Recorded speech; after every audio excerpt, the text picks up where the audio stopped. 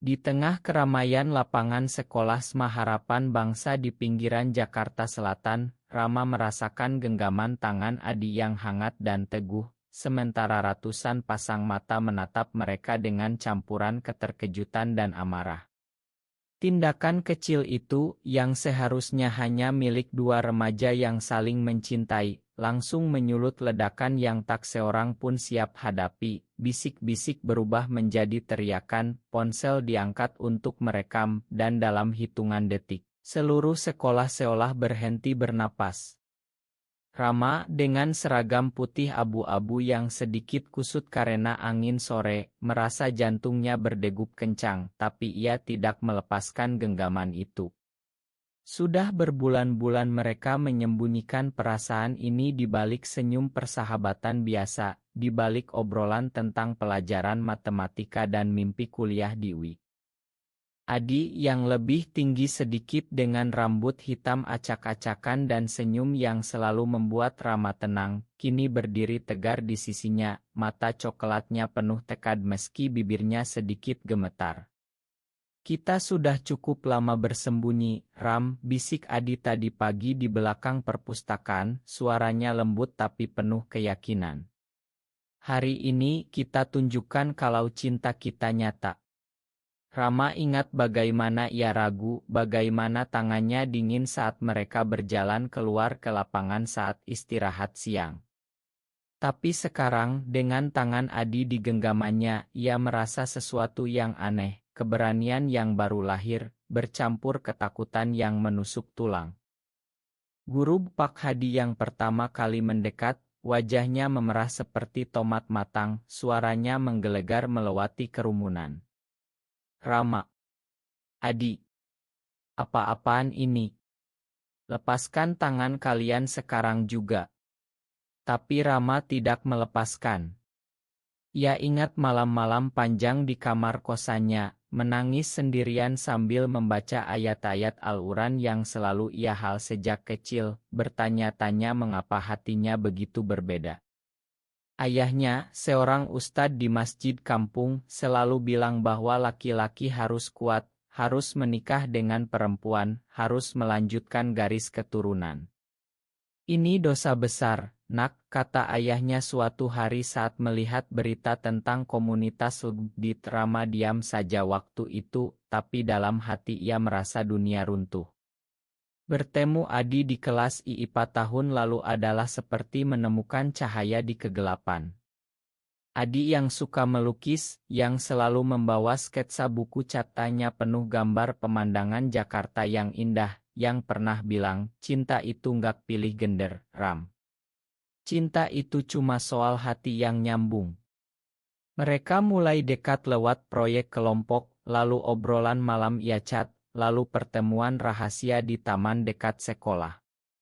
Ciuman pertama mereka di bawah pohon mangga belakang sekolah terasa seperti mimpi, lembut, penuh getar, tapi penuh rasa bersalah yang Rama bawa pulang setiap malam. Sekarang di lapangan ini, semua rahasia itu terbongkar. Siswa-siswi mulai berkerumun lebih dekat, ada yang tertawa sinis, ada yang berbisik gaya mereka, ada yang mengambil ide dan langsung upload ke grup wa kelas. Rama merasa keringat dingin menetes di punggungnya. Ia melihat teman dekatnya, Bimo, berdiri di barisan depan dengan mata terbelalak, mulutnya ternganga. Bimo yang selalu main bola bareng dia, yang tahu Rama suka cewek dari cerita bohongan yang ia buat. "Lo gila ya, Ram," teriak Bimo akhirnya, suaranya penuh kecewaan. Adi meremas tangan Rama lebih erat, seolah mengatakan, "Kita hadapi bareng."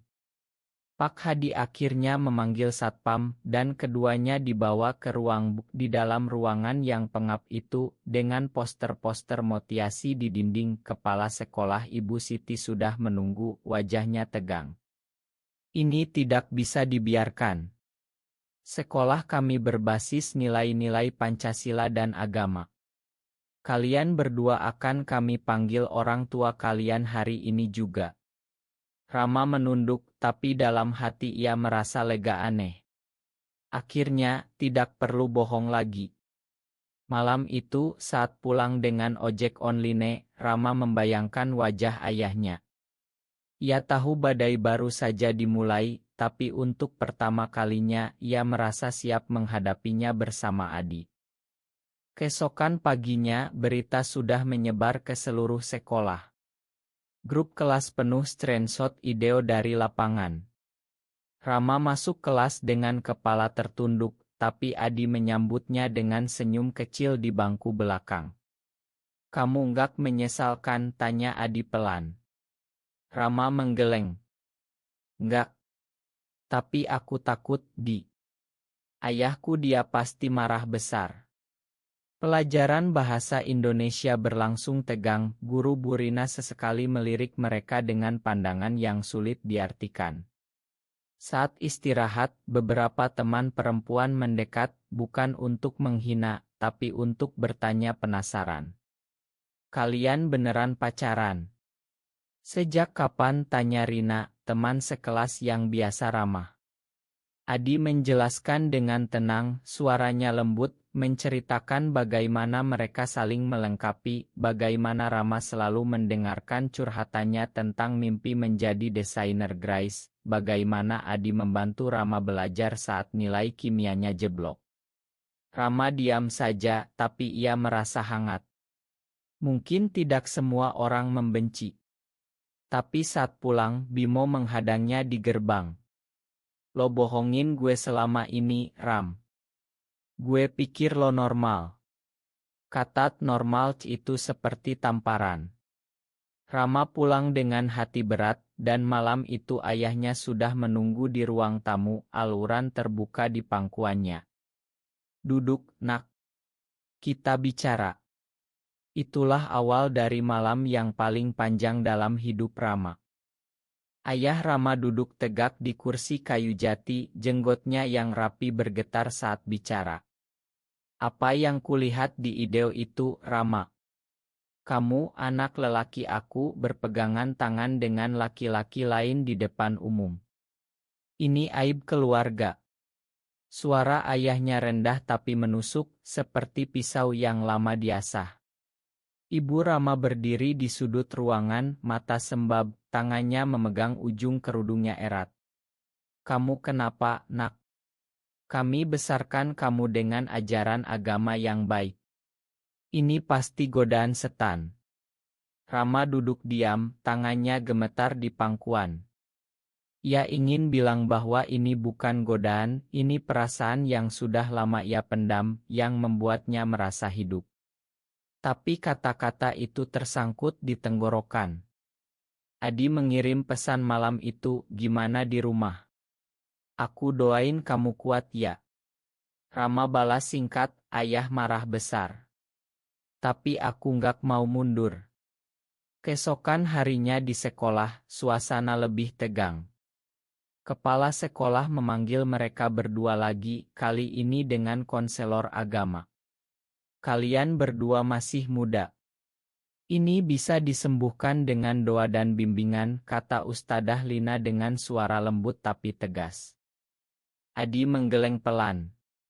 "Ini bukan penyakit, Bu. Ini siapa kami sebenarnya." Rama kagum dengan keberanian Adi. Ia sendiri masih bergulat dengan rasa bersalah yang ditanam sejak kecil. Di masjid setiap Jumat, ia selalu merasa seperti pendosa yang sedang menyembunyikan dosa terbesar. Berita sudah sampai ke grup orang tua sekolah. Ibu-ibu saling kirim video, komentar penuh kecaman. "Anak-anak aman sekarang rusak moralnya."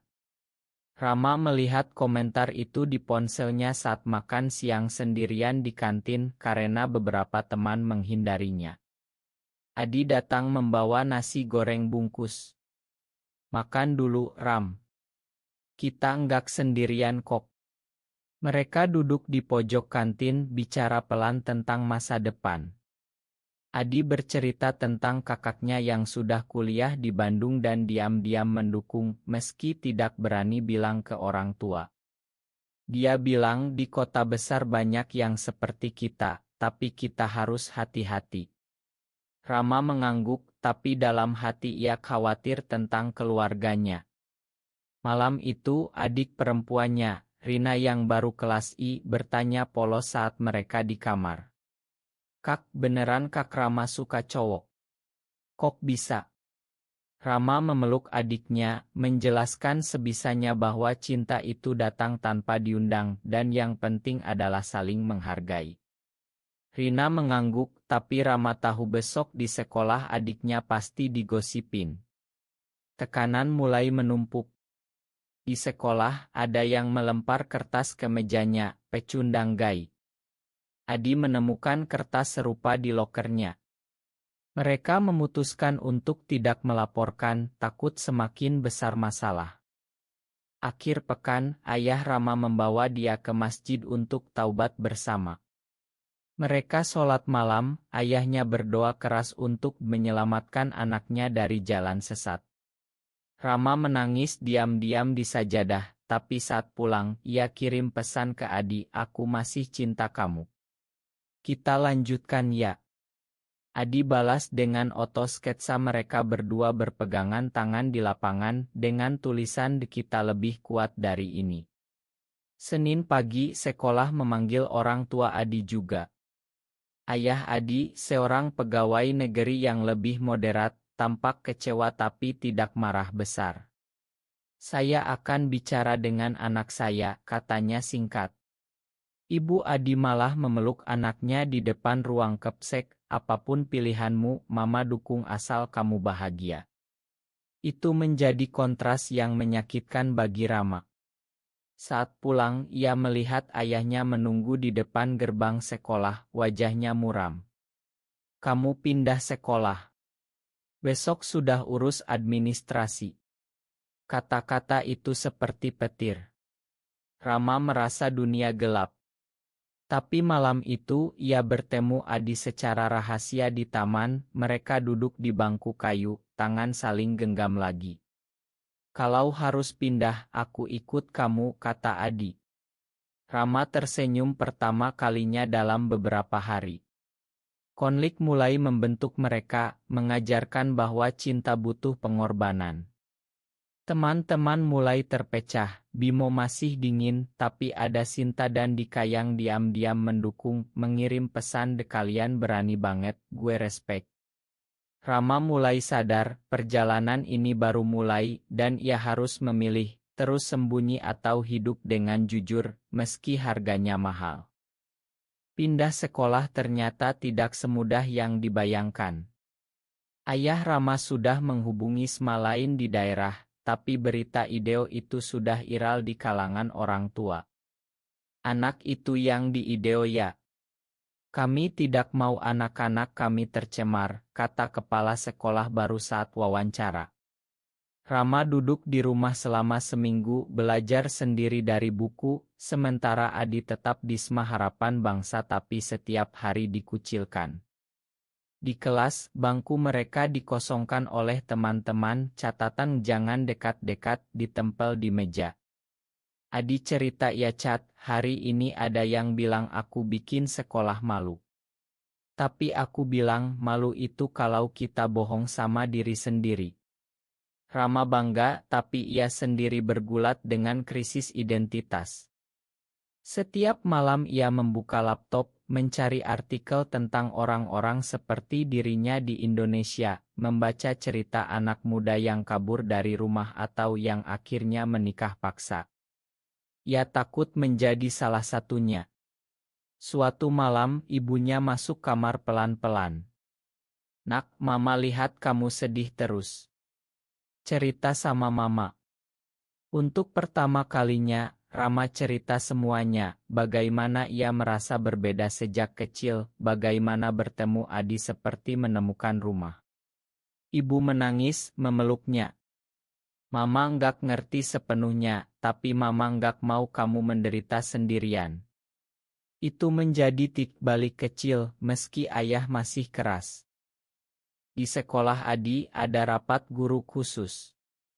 Beberapa guru mengusulkan skorsing, tapi Ibu Siti menolak. "Mereka anak didik kita. Kita bimbing bukan hukum." Akhirnya mereka hanya dapat peringatan tertulis. Tapi tekanan sosial semakin besar. Video itu sampai ke media lokal, headline aksi berani dua siswa SMA di Jakarta picu polemik LG. Rama melihat berita itu di saat ayahnya nonton dan ayah langsung matikan. "Lihat apa yang kamu lakukan pada nama keluarga," teriaknya. Rama pergi ke kamar, menangis. Adi menelepon malam itu, suaranya lelah tapi hangat. "Besok aku ke rumah kamu ya, meski cuma lewat gerbang." Mereka bertemu diam-diam di gang belakang. Adi membawa bunga kertas yang ia buat sendiri. "Ini buat kamu. Simbol kita nggak mudah layu." Mereka berpelukan sebentar, hati Rama penuh haru. Pertemuan itu memberi kekuatan. Keesokan harinya, Rama memutuskan untuk tidak pindah sekolah. Ia datang lagi ke SMA Harapan Bangsa, meski ayah melarang. Di gerbang, Bimo menghadang lagi. "Lo masih berani datang? Gue malu punya temen kayak lo." Tapi kali ini Rama menjawab tegas. "Gue enggak minta lo paham, Mo. Gue cuma minta lo hormati pilihan gue." Adi menyambutnya di kelas dengan senyum bangga. Pelan-pelan beberapa teman mulai mendekat lagi, bertanya dengan hati-hati. "Sinta bilang gue baca di internet di negara lain ini biasa. Mungkin kita perlu belajar lebih terbuka." Konflik keluarga Adi juga memanas. Ayahnya yang moderat mulai dapat tekanan dari saudara. "Kamu biarin anak kamu begitu. Malu-maluin." Adi cerita saat mereka jalan-jalan sore di mal kecil dekat rumah, tangan mereka sembunyi di saku jaket yang sama. "Ayah bilang aku harus cari cewek. Tapi aku bilang aku sudah nemu yang bikin aku bahagia." Mereka duduk di Old Chourt, bicara tentang mimpi, kuliah bareng, tinggal bersama suatu hari, meski tahu di Indonesia itu sulit. Rama merasa dewasa, merasa tumbuh. Dulu ia selalu takut, sekarang ia belajar berdiri untuk dirinya sendiri. Tapi badai belum selesai. Suatu hari, grup keluarga besar ayah Rama penuh kecaman. Ada yang bilang harus diusir dari rumah. Rama membaca chat itu sambil gemetar. Malam itu ia berdoa panjang, meminta petunjuk. Jawabannya datang lewat Adi, "Kita hadapi bareng, Ram. Satu langkah kecil dulu." Langkah kecil itu adalah menghadiri konseling sekolah bersama, di mana mereka belajar mengelola emosi, belajar bahwa identitas mereka bukan akhir dari segalanya. Rama mulai menulis diari, menuangkan perasaan, dan perlahan rasa bersalahnya memudar. Ia sadar, cinta mereka bukan dosa, tapi ujian untuk menjadi manusia yang lebih baik. Konflik semakin dalam, tapi benih-benih penerimaan mulai tumbuh di hati mereka dan orang-orang sekitar. Media sosial meledak saat seseorang upload ulang video dengan caption "Cinta terlarang di sekolah negeri". Ribuan komentar, sebagian mendukungnya berani banget, sebagian menghujat haram. Indonesia negara beragama. Rama dan Adi menjadi topik hangat di kalangan anak muda Jakarta. Beberapa akun aktivis hak asasi mulai share cerita mereka, meski tanpa nama asli. Di sekolah, suasana berubah, ada yang memandang dengan hormat, ada yang masih sinis. Guru olahraga Pak Joko, yang dulu dekat dengan Rama, memanggilnya ke ruang guru. "Saya nggak ngerti, tapi saya lihat kamu lebih tenang sekarang. Jaga kesehatan mental ya, Nak." Itu dukungan kecil yang berarti. Adi mulai aktif melukis lagi, membuat seri gambar tentang tetangan yang saling genggam dengan latar berbagai tempat di Indonesia, Monas, Pantai Ancol, Gunung. "Ini buat kita, Ram. Bukti bahwa cinta kita bisa indah meski dunia bilang gak." Rama membantu mewarnai, tangan mereka bersentuhan di atas kertas, momen sederhana yang penuh arti. Krisis besar datang saat ayah Rama mendapat surat dari kerabat di kampung kalau Ramanggak diubah, kami malu datang ke Jakarta. Ayah memutuskan membawa Rama ke kiai terkenal di Depok untuk druyah. Perjalanan itu penuh diam di rumah kiai, Rama duduk di lantai, mendengar doa-doa yang keras. Tapi di dalam hati ia merasa damai aneh. Ia bukan lagi anak kecil yang takut. Saat pulang, ia bilang ke ayah, "Ayah, saya hormati agama, tapi saya juga harus hormati diri sendiri. Saya cinta Adi dan itu nggak hilang dengan doa." Ayah marah, tapi untuk pertama kalinya tidak memukul atau teriak. Ia hanya diam, mata penuh luka. Ibu Rama memeluk Rama malam itu, "Mama bangga kamu berani bicara." Di sekolah, Adi menghadapi masalah serupa. Ada siswa senior yang mengancam kalau lo berdua masih mesraan, kami hajar. Adi dan Rama memilih melapor ke guru, dan sekolah akhirnya pasang pengawasan lebih ketat. Teman baru muncul, seorang cowok kelas I bernama Ajar, yang diam-diam bilang gue juga pernah ragu soal orientasi gue. Kalian inspirasi. Itu membuka pintu percakapan baru, membuat Rama sadar ada jaringan dukungan tersembunyi. Mereka mulai bertemu dengan kelompok kecil anak muda LGBTQ tersembunyi di Kemang, lewat kenalan online yang aman. Di sana, mereka dengar cerita orang-orang yang lebih tua, ada yang kehilangan keluarga tapi menemukan komunitas, ada yang berhasil rekonsiliasi setelah bertahun-tahun. Rama menangis mendengar satu cerita tentang ayah yang akhirnya memeluk anaknya. "Mungkin ayah saya juga bisa," bisiknya ke Adi. Hubungan mereka semakin dalam, bukan lagi hanya genggaman tangan, tapi percakapan malam tentang masa depan, tentang bagaimana mereka ingin berkontribusi ke masyarakat tanpa harus sembunyi. Adi bilang, "Suatu hari, kita buka studio desain bareng, tempat aman buat anak muda seperti kita." Rama tersenyum, merasa masa depan cerah meski kabut masih tebal. Tapi pengkhianatan datang dari tempat tak terduga. Bimo, yang dulu teman dekat, upload story Instagram dengan foto lama mereka bertiga, Caption di dulu temen, sekarang malu. Itu menyakitkan, tapi juga menguatkan. Rama dan Adi memilih tidak balas, tapi menulis surat panjang ke Bimo, "Persahabatan kita dulu nyata. Semoga suatu hari lo paham." Konflik sosial mencapai puncak saat sekolah diundang ke acara lokal untuk bicara tentang pendidikan karakter. Ibu Siti meminta Rama dan Adi hadir sebagai perwakilan siswa, untuk tunjukkan bahwa sekolah kami inklusi. Mereka ragu, tapi akhirnya setuju. Itu akan menjadi ujian terbesar mereka. Perjalanan emosional ini mengajarkan Rama bahwa tumbuh bukan berarti tidak takut, tapi berani meski takut. Hari acara tiba, studio kecil di kawasan Sudirman penuh lampu terang. Rama dan Adi duduk di sofa, tangan mereka saling genggam di bawah meja, tak terlihat kamera. Moderator bertanya lembut, "Bagaimana perasaan kalian saat pertama kali memutuskan untuk terbuka?" Adi bicara dulu, suaranya tenang, "Kami capek bersembunyi. Cinta kami sama seperti cinta orang lain, tulus, penuh perhatian."